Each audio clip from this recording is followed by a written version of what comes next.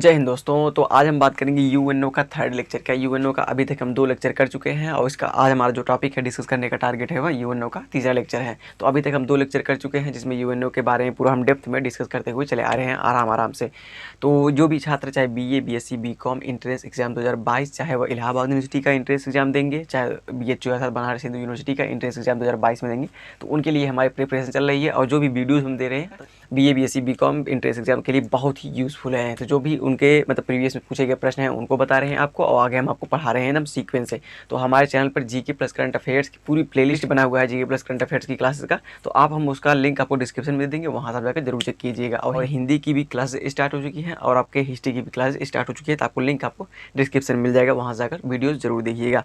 तो चलिए हम डिस्कस करते हैं। 16वां लेक्चर है जीके का। तो आज हम डिस्कस करेंगे क्या, सचिवालय डिस्कस करेंगे क्या, सचिवालय। तो अभी तक हम यूएनओ के पहले लेक्चर में क्या डिस्कस किए थे, आपको यूएनओ के बारे में बताए थे पूरा। फिर उसके बाद उसका क्या था, महासभा था। यूएनओ के कितने अंग थे, 6 अंग थे। पहला था महासभा सुरक्षा परिषद था, फिर उसके बाद आर्थिक एवं सामाजिक परिषद था, फिर उसके बाद प्रन्यास परिषद था। तो यहाँ तक हम डिस्कस कर चुके थे पूरा। आज हम डिस्कस करेंगे सचिवालय डिस्कस करेंगे और अंतर्राष्ट्रीय न्यायालय डिस्कस करेंगे। जितना भी इससे प्रश्न पूछे गए उनको डिस्कस करेंगे और पूरा आपको बताएंगे क्या है ये आपका। तो चलिए डिस्कस करते हैं इन चीज़ों को। तो सचिवालय क्या है, देखिए सचिवालय सेक्रेटरीट है। क्या है, सेक्रेटरीट। तो देखिए जो भी मतलब यूएनओ का दिन प्रतिदिन का जो कार्य है ना, वह सचिवालय में होता है। क्या जो मतलब यूएनओ का जो दिन प्रतिदिन का कार्य होता है वह सचिवालय में होता है। जैसे आपका दिन प्रतिदिन का कार्य घर पर होता है तो पढ़ाई लिखाई तो स्कूल में होती है, तो उसी प्रकार से जो आपका दिन प्रतिदिन का काम है वो घर पर होता है। तो उसी प्रकार जो यूएनओ है, यूएनओ का दिन प्रतिदिन का जो कार्य है ना, वहाँ कहाँ पर होता है, तो सचिवालय में होता है। कहाँ पर होता है, तो सचिवालय में होता है। तो सचिवालय में क्या होता है, यूएनओ के दिन प्रतिदिन के कार्य होते हैं। क्या यूएनओ के तो कहाँ पर होते हैं, आपके सचिवालय में होते हैं, सेक्रेटरीट में होते हैं। अब देखिए जो सचिवालय है आपका, सचिवालय मतलब भवन बना हुआ है,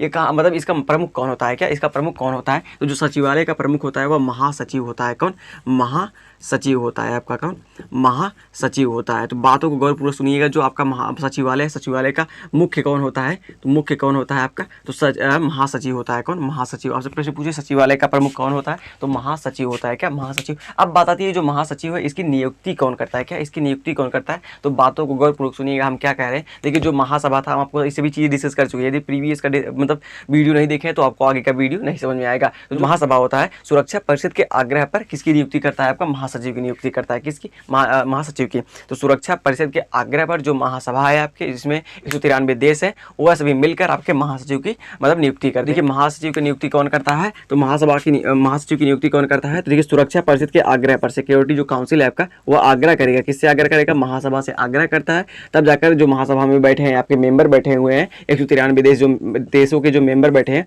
वह महासचिव का मतलब चयन करते हैं आपका सचिवालय के लिए। तो सुरक्षा परिषद के आग्रह पर क्या इनको, तो महासभा इनको नियुक्त करता है महासचिव को। तो यहाँ तक आप बातें समझ गए कि नहीं। यूएनओ के दिन प्रतिदिन के कार्य कहाँ पर होते हैं, सचिवालय में होते हैं। सचिवालय का मुख्य कौन है, तो महासचिव है। महासचिव का नियुक्ति कौन करता है, तो सुरक्षा परिषद के आग्रह पर महासभा की नियुक्ति मतलब महासभा के द्वारा आपका नियुक्त किए जाते हैं महासचिव आपके। फिर देखिए आप देखिए मान लीजिए जो महासचिव हैं आपके, मान लीजिए ये रिटायरमेंट हो गए हैं। क्या ये रिटायरमेंट हो गए, मतलब मान लीजिए ये अपने कार्यकाल में मतलब मान लीजिए इस्तीफा दे दिए या इनका कुछ हो गया, मतलब मान लीजिए इनका मन नहीं था महासचिव बनने का, यदि इन्होंने दे दिया तो क्या दोबारा चुने जा सकते हैं, तो हाँ भाई, चाहे इस्तीफा दिए हो चाहे इनका मन ना हो मतलब महासचिव बनने का, लेकिन बाद में यह चाहेंगे तो इनका नियुक्ति हो सकती है, इनका चयन हो सकता है दोबारा। तो जो महासचिव है इनका जो नियुक्ति है या मतलब इनका चयन है वह दोबारा हो सकता है। क्या, इनका चयन जो है वह दोबारा किया जा सकता है सचिवालय में। कहाँ पर, सचिवालय में। तो इनकी जो चयन है वह दोबारा हो सकता है महासचिव का। तो यहाँ तक आप बातें समझ गए कि नहीं। अब देखिए सुरक्षा परिषद के आग्रह पर महासभा ने महासचिव की नियुक्ति कर दी। और कितने सालों के लिए नियुक्ति करते हैं, तो 5 साल के लिए। कितने, 5 ईयर के लिए, 5 साल के लिए महासचिव की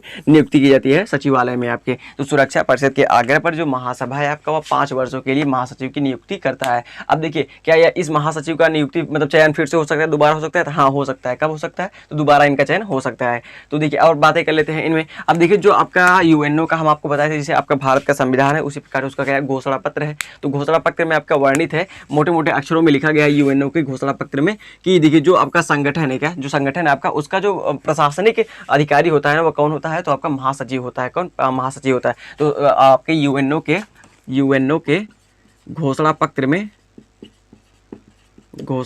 में ये कहा गया है, क्या यह कहा गया है कि संगठन का क्या, संगठन जो ऑर्गेनाइजेशन है उसका प्रशासनिक अधिकारी कौन होता है, प्रशासनिक अधिकारी कौन होता है आपका, तो प्रशासनिक अधिकारी कौन है, तो महासचिव है। यह भी आपसे पूछ सकता है कि यूएनओ जो संगठन है आपका, इसका जो प्रशासनिक अधिकारी होता है वह कौन होता है, तो महासचिव होता है। और महासचिव किसका मुख्य होता है, तो सचिवालय का मुख्य होता है। इसकी नियुक्ति कौन करता है, तो सुरक्षा परिषद। परिषद की सिफारिश पर महासभा के द्वारा 5 साल के लिए इसकी नियुक्ति की जाती है। इसका चयन दोबारा हो सकता है और यह कितने सालों के लिए बनता है, 5 सालों के लिए बनता है। और देखिए दिन प्रतिदिन के कार्य को कहाँ पर किया जाता है यूएनओ के, तो सचिवालय में किया जाता है। कि सचिवालय में किया जाता है। अब देखिए अब बात आती है कि पहले आपके महासचिव कौन थे। पहले महासचिव सबसे पहले जब आपका मतलब सचिवालय था उसका सबसे पहले महासचिव कौन थे, तो पहले महासचिव थे त्रिगवेली थे। कौन, त्रिगवेली थे। पहले महासचिव कौन थे, आपसे पूछेगा प्रश्न कि मतलब प्रश्न पूछेगा कि यूएनओ के सबसे पहले मतलब सर्वप्रथम महासचिव कौन थे, तो आपको बताना है त्रिगवेली। कौन, त्रिगवेली। और कहाँ के थे ये, नॉर्वे के थे। कहाँ के थे, तो नॉर्वे के थे। कहाँ के थे, नॉर्वे के थे। त्रिगवेली कब से कब तक थे, तो फरवरी 1946 से लेकर आपके नवंबर 1952 तक थे। कब, नवंबर 1952 तक थे। और इन्होंने क्या दिए थे, इस्तीफा दे दिया था। क्या, अपने पद से इस्तीफा दे दिया था कि हम महासचिव के पद पर नहीं रहेंगे। तो देखिए मतलब जो आपका यूएनओ के सबसे सर्वप्रथम महासचिव कौन थे, त्रिगवेली थे। कहाँ के थे, नॉर्वे के थे। और देखिए यहाँ इनका शासनकाल है, मतलब कब से कब तक थे। अब देखिए वर्तमान समय में कौन महासचिव है आपका, तो यूएनओ का जो आपका सचिवालय है उसका वर्तमान समय में कौन महासचिव है आपका, तो आपको बताना है पुर्तगाल के गुतरशेक है आपका, एंटोनियो गुतरशेक है। कौन महासचिव कौन है, तो पुर्तगाल के कौन, पुर्तगाल के एंटोनियो गुतर है आपके। तो देखिए वर्तमान समय में महासचिव को है यूएनओ के, तो पुर्तगाल के हैं। कौन है, उनका नाम क्या है, तो एंटोनियो गुतरशेक। कब बने थे, 2017 में। कब, 2017 में। और अभी तक आपके यही है महासचिव। तो देखिए आप यहाँ तक समझ गए कि नहीं, सचिव कौन थे, त्रिगवेली थे। कहाँ के थे, नॉर्वे के थे। फिर इसमें वर्तमान में महासचिव कौन है, तो पुर्तगाल के एंटोनियो गुतरशेक है, 2017 में बने थे आपके। तो यह सचिवालय पूरा हमने अच्छे से डिस्कस कर दी। सचिवालय के बारे में जो भी प्रश्न पूछेगा आपके इसी के अंडर से पूछेगा। अब बात कर लेते हैं हम अंतर्राष्ट्रीय न्यायालय, इंटरनेशनल कोर्ट ऑफ जस्टिस के बारे में बात कर लेते हैं। तो यहाँ तक आप नोट कीजिए, फिर आगे बढ़ते हैं। अब बात करते हैं यूएनओ का जो छठा अंग है आपका अंतर्राष्ट्रीय न्यायालय, इंटरनेशनल कोर्ट ऑफ जस्टिस, इसके बारे में बात कर लेते हैं। तो देखिए अभी तक हम आपको पांच अंग बता चुके हैं, पांचों के अंगों के बारे में डेप्थ में बता चुके हैं।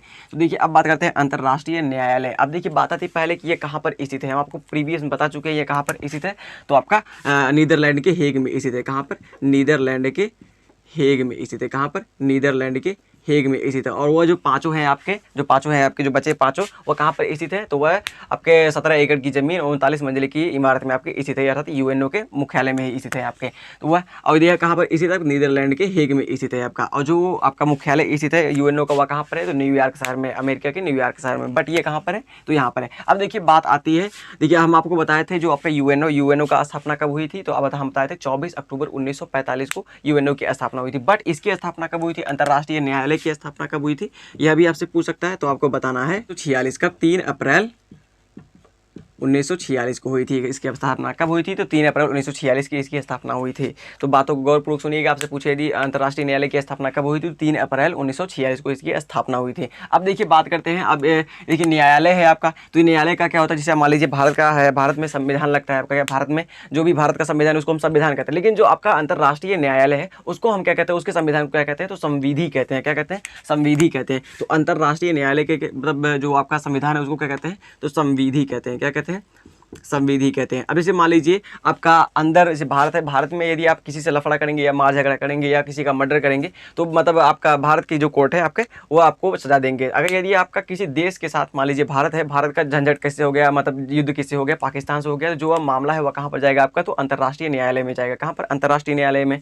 तो जैसे मान लीजिए तो चला जाएगा, तो क्या उसका निर्णय कौन देगा, तो अंतर्राष्ट्रीय न्यायालय देगा, ना कि जो भारत में आपका सुप्रीम कोर्ट है, आपका हाई कोर्ट है, और ना कि आपका जो आपका डिस्ट्रिक्ट कोर्ट है वह देगा आपका। तो कौन देगा, अंतर्राष्ट्रीय न्यायालय देगा वहां पर। तो इस यही कार्य करता है आपका अंतर्राष्ट्रीय न्यायालय, इंटरनेशनल कोर्ट ऑफ जस्टिस। अब देखिए जैसे भारत का संविधान है उसमें कितने अध्याय हैं आपके, 25 अध्याय हैं और 395 अनुच्छेद है। तो उसी प्रकार जो आपका अंतर्राष्ट्रीय न्यायालय उसको, उसके संविधान को हम संविधि कहते हैं। और इसमें कितने अध्याय है आपके, तो अध्याय कितने हैं, अध्याय आपके 5 है। कितने अध्याय है, अध्याय मतलब भाग 5 है। और जो अनुच्छेद है आपके कितने हैं, अनुच्छेद आपके कितने हैं, तो 70 अनुच्छेद हैं। कितने, 70 अनुच्छेद है। तो भारत के संविधान में कितने अनुच्छेद हैं, 395 अनुच्छेद हैं आपके। तो यहाँ तक आप बातें समझ गए कि नहीं। अब देखिए इसमें जो आपके अंतर्राष्ट्रीय न्यायालय है, इसमें जो न्यायाधीशों की संख्या होती है वह कितनी होती है, क्योंकि कोर्ट है भाई साहब, तो इसमें क्या होंगे, जज बैठेंगे। तो न्यायाधीश कितने होते हैं, यह भी बात आती है। तो न्यायाधीश को लिख लीजिए, कितने न्यायाधीश होते हैं आपके, तो 15 न्यायाधीश होते हैं। कितने, 15 न्यायाधीश होते हैं आपके। तो अंतर्राष्ट्रीय न्यायालय जिसमें आपके कितने न्यायाधीश होते हैं, 15 न्यायाधीश होते हैं।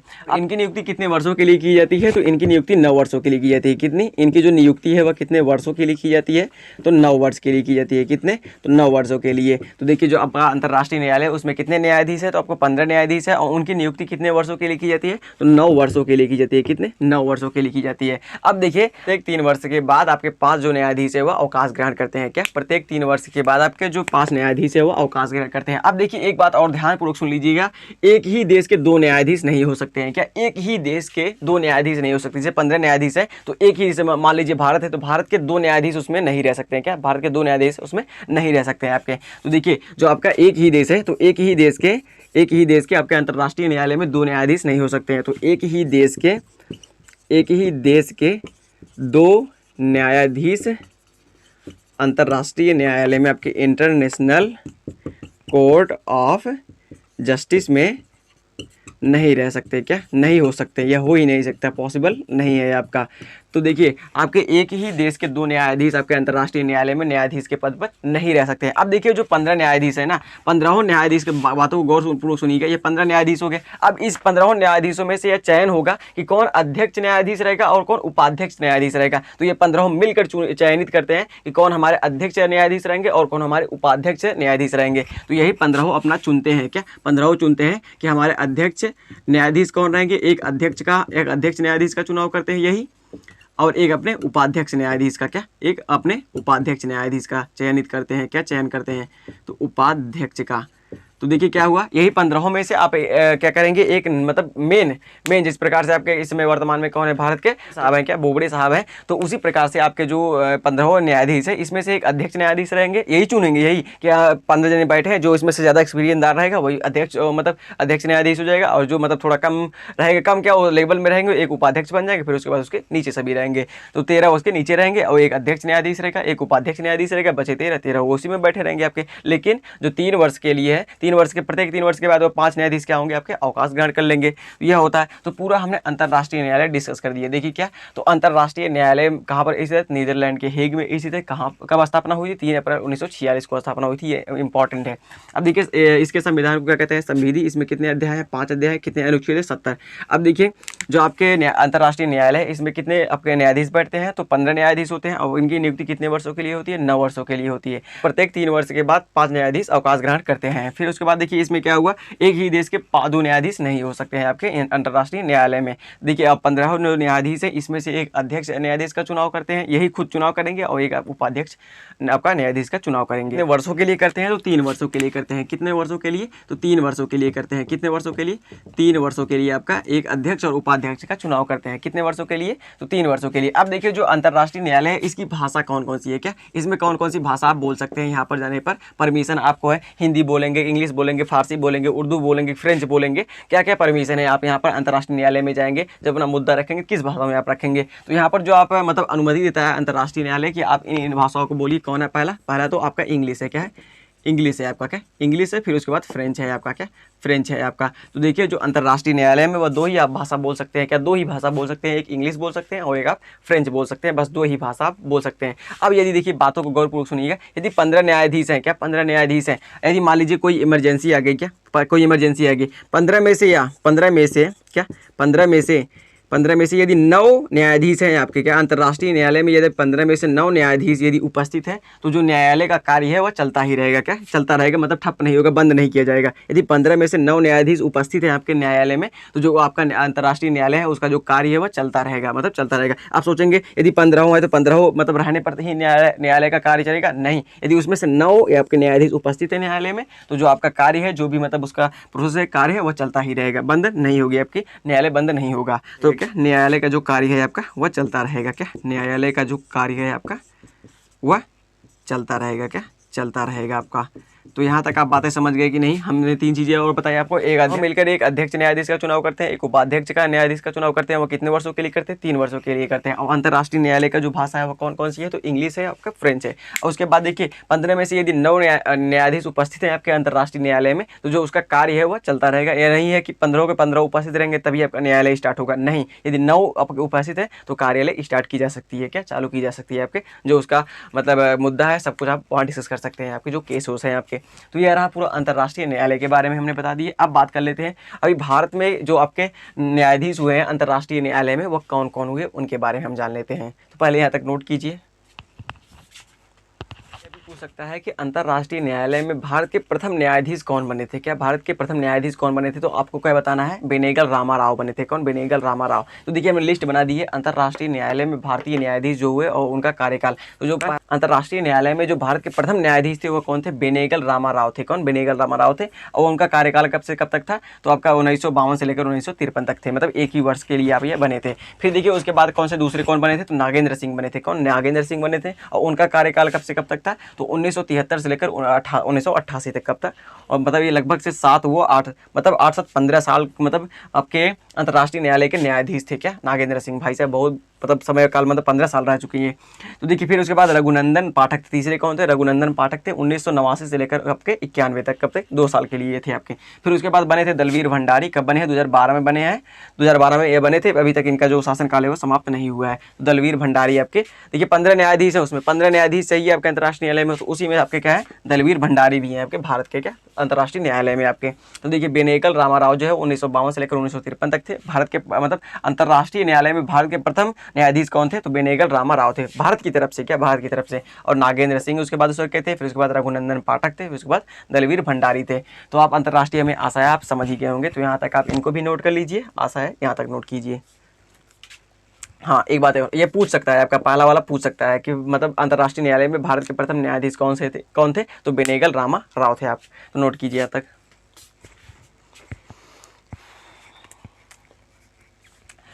अब देखिए हम आपसे प्रश्न पूछते हैं।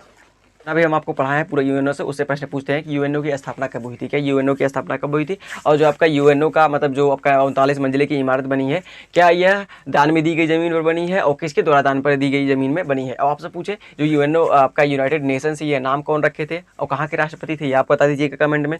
और बताइए यूएनओ के कितने अंग हैं। फिर उसके बाद बताइए महासभा के कार्य बता दीजिए हमें आप कमेंट में। अब मतलब जो भी प्रश्न बता रहे बहुत इंपॉर्टेंट है। महासभा के कार्य बता दीजिए। फिर उसके बाद मतलब किसकी सिफारिश पर महासभा की मतलब नियमित के बावजूद उसको सत्र बैठाना पड़ता है। क्या? सत्र आयोजित करना पड़ता है, किसकी सिफारिश पर, यह बता दीजिए हमें। और आपका महासचिव का मतलब नियुक्ति कौन करता है। फिर उसके बाद अंतर्राष्ट्रीय न्यायालय के न्यायाधीश का नियुक्ति कौन करता है। उसके बाद यूएनओ का मतलब यूएनओ में कोई नया देश ऐड होना चाहता है तो उसको ऐड कराने की जिम्मेदारी किसकी है। और भारत में मतलब जैसे विश्व में शांति और सुरक्षा बनाए रखना किसकी जिम्मेदारी है, यह हमें बता दीजिए आप। और इस तरह भी प्रश्न पूछ रहे, बहुत ही इंपॉर्टेंट है। फिर उसके बाद आप बता दीजिए हमें कि जो आपका 193वां देश था वह कौन सा देश था। मतलब यूएनओ में 193 देश है और 193वां देश कौन सा था, ये हमें बता दीजिए। और आप बताइए कि यूएनओ के जो संस्थापक देश थे वह कितने थे, ये और बता दीजिए हमें आप। इतने प्रश्नों का आप हमें कमेंट में जवाब दीजिए। यदि इतना हम आपको पढ़ाएं, यदि आपको याद है तो आप कमेंट में ठपा जल्दी जल्दी टाइप करके भेज दीजिए हमारे पास। जल्दी से जल्दी भेज दीजिए, हम देखें आप खुश हो जाएं, यानी खुश हो जाएं कि हाँ आप पढ़े थे, आपको याद भी है पूरा यूएनओ। हमें आशा है यदि आपका प्रश्न भेज देंगे तो हमें आशा है कि आपको पूरा अच्छे से यूएनओ याद हो गया है, हम यह मतलब मान लेंगे। तो हमें आशा है कि यहाँ तक आपको समझ में आएगा। जो प्रश्न हमने यदि बताया है आपको नोट कीजिए। तो यूएनओ समाप्त करते हैं। इसके बाद आपका आएगा मतलब ये आपका यूरोपियन संघ आएगा, आपका यूरोपियन यूनियन आएगा। फिर उसके बाद नाटो आएगा। जितने भी अंतर्राष्ट्रीय आपकी संस्थाएं हैं, जो कुछ अन्य जो संगठन है आपके, उनके बारे में, जैसे नाटो हो गया, आपका यूरोपीय यूनियन हो गया, उनके बारे में आपको आगे हम डिटेल से अच्छे से बताएंगे, थोड़ा मजे तरीके से फनी तरीके से बताएंगे। तो चलिए आपसे मिलेंगे नेक्स्ट वीडियो में जीके की नई क्लास लेकर। और चैनल पर नए हो, चैनल को सब्सक्राइब कर लीजिएगा इसी प्रकार की क्लास पाने के लिए। तो चलिए मिलेंगे नेक्स्ट वीडियो में, तब तक के लिए जय हिंद।